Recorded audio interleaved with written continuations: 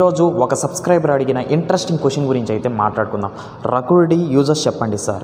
Okay, అసలు రకుల్-D అంటే ఏంటి, ఏ ఫామ్స్లో దొరుకుతుంది, దీనివల్ల యూజెస్ ఏంటి, దీనికి ఏమన్నా సైడ్ ఎఫెక్ట్స్ ఉంటాయా, ఎవరు వాడచ్చు ఎవరు వాడకూడదు, ఇది ఏ ఫామ్స్లో దొరుకుతుంది, దీని గురించి కంప్లీట్ డీటెయిల్స్ ఏంటి అనేది ఈ వీడియోలో తెలుసుకుందాం.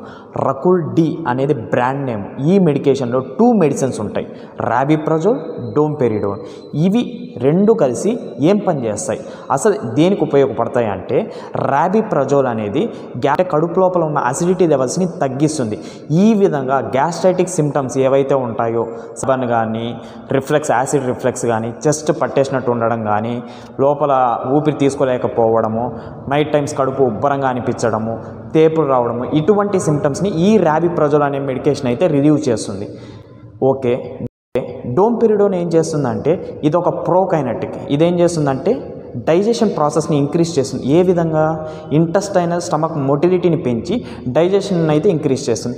ఈ విధంగా ఈ రకుల్-D అనే మెడికేషను ఈ కండిషన్స్ని ట్రీట్ చేయడానికి అయితే పనికొస్తుంది. ఏ కండిషన్స్ అంటే అవి గ్యాస్ట్రిక్ ఈసోఫేజియల్ రిఫ్లెక్స్ డిసీజ్, ఇండైజెషన్ని, అల్సర్స్ని, ఇటువంటి వాటిని ట్రీట్ చేయడానికి అయితే ఈ రకుల్-D అనేది పనికొస్తుంది. ఇది ఏ ఫామ్స్లో దొరుకుతుంది, ఈ రకుల్-D అనేది క్యాప్సూల్స్ ఫామ్లో దొరుకుతుంది. ఓకే, ఇది ఎప్పుడెప్పుడు వేసుకోవాలి, దీన్ని ఎఫెక్టివ్గా పనిచేయాలంటే బిఫోర్ మీల్స్, ఫుడ్ తినకముందే వేసుకోవాలి.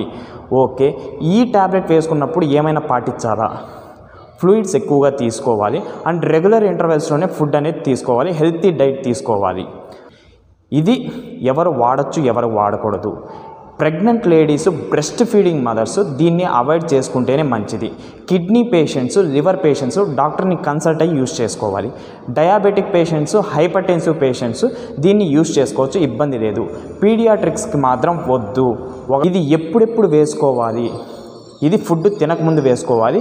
సివియర్ సిమ్టమ్స్ ఉంటే morning and night before food వేసుకుంటే సరిపోతుంది. ఓకే, ఈ రకుల్-D అనే ఈ సింపుల్ మెడికేషన్లో కూడా సైడ్ ఎఫెక్ట్స్ అనేటివి ఉంటాయి. అవి ఏంటంటే మొటిలిటీని పెంచుతుంది కదా డోంపెరిడోన్, దీనివల్ల అన్కంట్రోల్డ్ డయేరియా డెవలప్ అయిపోవచ్చు, వామిటింగ్స్ డెవలప్ అవ్వచ్చు, స్టమక్ ఇరిటేషన్ డెవలప్ అవ్వచ్చు, డిజీనెస్గా ఉండడం, స్లీపీగా ఉండడం, మజిల్ వీక్నెస్ ఉండడం, టైర్డ్నెస్ ఉండడం, ఇటువంటి రేర్ అండ్ కామన్ సైడ్ ఎఫెక్ట్సే ఉంటాయి. కాబట్టి ఇవి కొంతసేపటికి అవే రిలీవ్ అయిపోతాయి. బట్ మీరు ఈ మెడికేషన్కి అలర్జిక్కో కాదో మీ డాక్టర్ని కన్సల్ట్ అయ్యి వాళ్ళకన్నీ ఎక్స్ప్లెయిన్ చేసి మీ సిమ్టమ్స్ గురించి డాక్టర్స్ చేస్తేనే ఈ మెడికేషన్ని యూస్ చేసుకోండి.